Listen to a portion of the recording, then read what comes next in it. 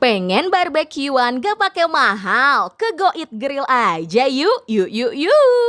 Spesialis Korean barbecue dan grill nih. Vibes tempatnya nyaman, bikin betah. Weh, bisa lesehan santai juga nih coy. Interiornya ala Korea, bisa buat foto-foto estetik nih. Kalian bisa pesan paket spesial 120.000 untuk 4 orang ya. Udah dapat nasi, 3 plate daging, combo suki dan juga selada. Dagingnya 3 macam nih, ada wu original, bulgogi dan dal bulgogi. Daging tenderloinnya empuk, beef belly-nya juicy, bumbu manis-manis yang meresap.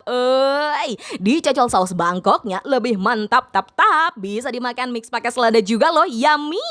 Kalau isian sukinya ada aneka dumpling, mie jagung dan sayuran. Kuahnya dikasih 2 macam, kaldu dan tom yum. Yang tom yumnya asam-asamnya green weh. Anak-anak pasti suka deh makan suki anget-anget kayak gini. Buat minumnya bisa ngopi-ngopi santai di Jaya Coffee aja ya. Ada di area lantai 2, bisa sambil lihat view pemandangan.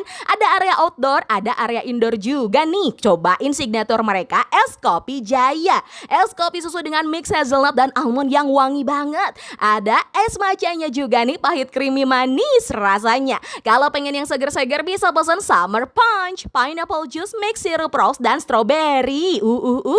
Hayu barbekyuan dan nongki di sini.